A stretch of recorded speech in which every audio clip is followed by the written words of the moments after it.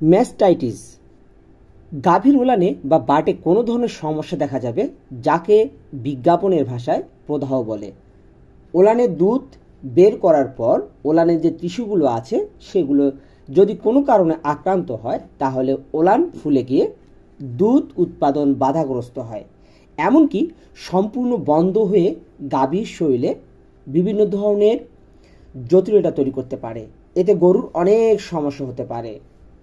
সাধারণত ওলান যদি সরাসরি আঘাতপ্রাপ্ত হয়, ক্ষতির রাসায়নিক ওলান প্রবেশ করে অথবা কোনো ব্যাকটেরিয়া, ভাইরাস, ফাঙ্গাস দ্বারা ওলান আক্রান্ত হয়, তাহলে এই রোগটা প্রচুর পরিমাণে হয়ে থাকে। এই রোগ প্রতিরোধের সহজ 10টা উপায় আছে। যদি আপনারা এই 10টা উপায় মেনে চলতে পারেন, ইনশাল্লাহ আপনার এই গরুর ম্যাস্টাইটিস কখনোই হবে না। শুধু একটু সচেতনতা এবং এই 10টা টিপস এনাফ, আর লাগবে না। 1 নম্বর টিপস, পরিষ্কার পরিচ্ছন্ন খামার। এটা খুবই একটা গুরুত্বপূর্ণ বিষয়। আমাদের খামারে যারা দুগ্ধগত খামার রয়েছে, দুধের খামার রয়েছে, আমাদের কিন্তু এই খামারগুলো সবসময় পরিষ্কার রাখতে হবে। দুধ দহন করার পর যখন গাভী শোয়, কিন্তু ওলানের মুখটা কিন্তু ফাঁকা থাকে, বাড়ের মুখটা, সেদিক দিয়ে ময়লা ঢুকে, যাতে অনেক রোগ জীবাণু ছড়ায় যায়। গরুর খামার সবসময় পরিষ্কার পরিচ্ছন্ন রাখতে হবে, যাতে করে গাভী সবসময় স্বস্তি থাকতে পারে। গাভী যদি স্বস্তি থাকে তাহলে আপনার হরমোন ভালোভাবে নির্গত হতে পারে। গাভীর মাথা থেকে নিঃসৃত এই হরমোন অধিক বেশি দুধ উৎপাদনে ব্যাপক ভূমিকা পালন করবে। পরিষ্কার খামারে ম্যাস্টাইটিস রোগ তৈরি করতে পারে এমন ক্ষতিকর জীবাণু পরিমাণ একদমে কমে যাবে। খামারে ফ্লোরটি নিয়মিতভাবে ভালোভাবে পরিষ্কার করতে হবে। পারলে পরিষ্কার করার পর অবশ্যই আপনাকে কি করতে হবে, ডিটল দিয়ে পরিষ্কার করতে হবে, যাতে ময়লা না থাকে। খুব গরম, খুব আর্দ্র আবহাওয়ায় গাভীটি যাতে স্বস্তি থাকে সেদিকে খেয়াল রাখতে হবে। যদি গাভীর জন্য কোনো ধরনের বিছানা দেওয়া হয়, তবে সেটা যেন অজৈব পদার্থে তৈরি হয়, সেদিকে খেয়াল রাখতে হবে। কারণ অজৈব পদার্থে ক্ষতিকর জীবাণু কম জন্মায়। 2, পরিষ্কার ওলান। এটাও একটা ম্যাস্টাইটিস রোগের জন্য খুব গুরুত্বপূর্ণ একটা বিষয়। খামারে ম্যাস্টাইটিস মুক্ত রাখতে হলে গাভীর ওলান অবশ্যই পরিষ্কার রাখতে হবে। দুধ দহনের আগে অবশ্যই দুধের বাটগুলো ভালোভাবে পরিষ্কার করতে হবে। এর ফলে দুধ দহনের সময় ওলানে এবং বাটে লেগে থাকা ক্ষতিকারক যে ব্যাকটেরিয়াগুলো আছে যেন বাটের ভিতরে ঢুকতে না পারে, মানে যে দুধ বের হবে সেই ফুটা দিয়ে ঢুকতে না পারে। অনেক রকমের ব্যাকটেরিয়া আছে যারা মাটিতে এবং গোবরে লেগে থাকে। এর মধ্যে স্ট্রেপ্টোকক্কা, ইকোলাই এবং অ্যান্টারোব্যাক্টার খুবই মারাত্মক, যারা সহজে বাটের মধ্যে দিয়ে ওলানে পৌঁছে যেতে পারে। ময়লা আবর্জনা পরিষ্কার করতে হবে যাতে গরুটা সুস্থ থাকে। তা না হলে দুধ দহনের জন্য কখনোই বাটে চাপ দিতে পারবেন না। এই রোগ হলে তখনই এই ব্যাকটেরিয়া বাটের ছিদ্রতে প্রবেশ করে ওলানকে অসুস্থ করে তোলে।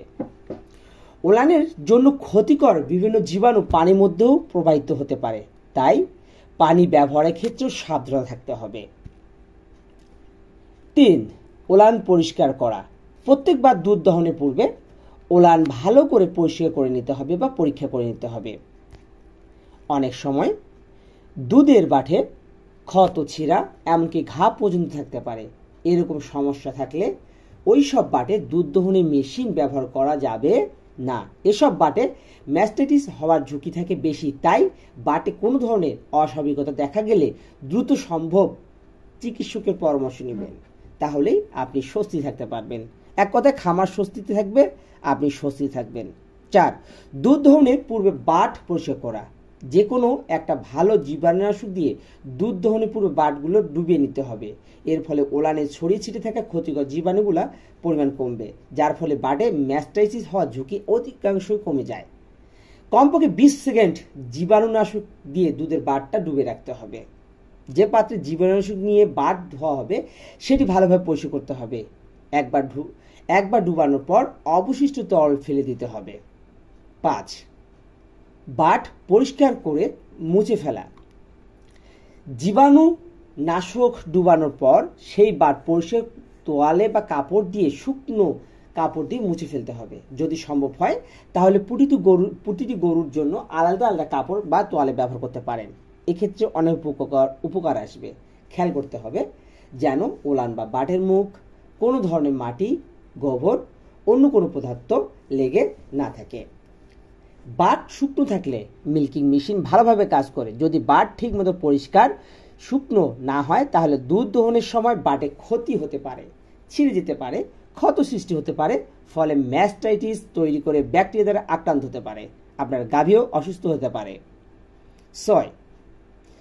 মেশিন স্থাপনের পূর্বে দুধ পরীক্ষা বা দহন। দুধ দহনে মেশিন স্থাপন করলেন পূর্বে প্রতিটি বাট থেকে সামান্য দুধ নিয়ে পরীক্ষা করে দেখতে হবে কোনো ধরনের স্বাভাবিকতা আছে কিনা। এর ফলে দুধ সংগ্রহের পূর্বে দুধের মান এবং ওলানের অবস্থা সম্পর্কে সঠিক জ্ঞান রাখতে হবে, অবস্থা জানতে হবে। এর আরও একটি সুবিধা হলো এটি অক্সিটোসিন হরমোন নিঃসরণে উদ্দীপ্ত করে। এটি অক্সিটোসিন হরমোন দুধ উৎপাদন ও দুধ বের হওয়ার সাথে সাথে ঘনিষ্ঠভাবে জীবাণু যে আছে সেগুলো কিন্তু ধৌত করার পূর্বে এই কাজটা করা যায়। প্রত্যেকটা পদ্ধতি ডেইরি খামারের জন্য উপকার। জীবাণুনাশক করা, মেশিন বাট ওলানে লাগার আগে সেটি পরীক্ষা করে নেওয়া। 7. দুধ দহনের যন্ত্রপাতির সঠিক ব্যবহার। আমরা দুধ দহন মেশিন নিলাম, কিন্তু যদি সঠিক ব্যবহার না জানি তাহলে কখনোই সেটি ব্যবহার করা যাবে না। যেসব লোকজন দুধ দহনের মেশিন ব্যবহার করবে তাদের অবশ্যই এই বিষয়ে ভালো প্রশিক্ষণ দিতে হবে, জ্ঞান থাকতে হবে। এই যন্ত্রটি কিভাবে স্থাপন করতে হবে, কিভাবে আলাদা করতে হবে, কিভাবে মিল্কিং করতে হবে, সব যেন তার মাথায় থাকে, সে অভিজ্ঞ হয়। সেক্ষেত্রে অনেক উপকার রয়েছে সেই গাভীর জন্য। 8. দুধ দহনের সময় মনিটরিং। দুধ দহনের সময় সব কাজ ভালোভাবে তদারকি করতে হবে। দুধ দহনের সময় গাভীটার কোনো সমস্যা হচ্ছে কিনা, বা ওলানে কোনো ক্ষত আছে কিনা, বা দুধ চারটা বাদ দিয়ে সঠিকভাবে বের হচ্ছে কিনা, এসব বিষয় আমাদেরকে লক্ষ্য রাখতে হবে। 9. খাদ্যাভ্যাস। দুধ দহনের পর গাভীকে খাবার দিয়ে ব্যস্ত রাখতে হবে, যা আমি সবসময় এটা করি। ঘাস ফেলে দিয়ে আমি কিন্তু দুধ দহন করি বেশিরভাগ সময়, যাতে গাভীটি দাঁড়িয়ে থাকে। দুধ দহনের সময় দুধের নালীগুলো বড় হয়ে যায়, যা স্বাভাবিক হতে অনেক সময় লাগে, মিনিমাম 1 ঘন্টা লাগতে পারে। তাই এই সময় গাভীকে ব্যস্ত রেখে দাঁড়িয়ে রাখতে পারলে ভালো। আরেক দিক দিয়ে এটা ভালো হবে, দুধ দহন করার পর কিন্তু গরুর যে বাটগুলো আছে দুধ বের হয় সেগুলো কিন্তু ফাঁকা থাকে।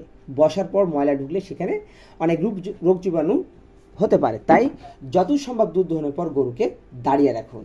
10. খাদ্যে ভিটামিন ই, সেলেনিয়াম, এই দুইটি প্রয়োজনীয়। গাভীর ওলানের সুরক্ষার জন্য ভিটামিন ই, সেলেনিয়াম খুব গুরুত্বপূর্ণ। তাই গাভীর দৈনিক খাবারে ভিটামিন ই, সেলেনিয়ামের পর্যাপ্ত সরবরাহ নিশ্চিত করতে হবে, তাহলে আপনার গরু এই ম্যাস্টাইটিস থেকে দূরে থাকবে। ভিউয়ার্স, হয়তোবা এই লং ভিডিও শুনতে অনেক কষ্ট হলো, তবে শেষ পর্যন্ত যারা দেখছেন অনেকটা জানতে পারছেন। আপনারা এই নিয়মগুলো ফলো করুন, 10টাও যে উপায় বললাম, তাহলে অবশ্যই দেখবেন আপনার গরুগুলো ম্যাস্টাইটিস থেকে অনেক দূরে আছে। ম্যাস্টাইটিস কিন্তু অনেক খারাপ রোগ, অনেক গরু পড়ে যায়, অনেকগুলো পড়ে যাওয়ার কারণে কিন্তু উঠতে পারে না, সেটাও একটা প্রবলেম হতে পারে। যাই হোক, তো আজকে যে বিষয়গুলো বললাম অবশ্যই পালন করবেন। ভালো থাকবেন, সুস্থ থাকবেন। যদি ভিডিওটি ভালো থাকে সাবস্ক্রাইব করবেন।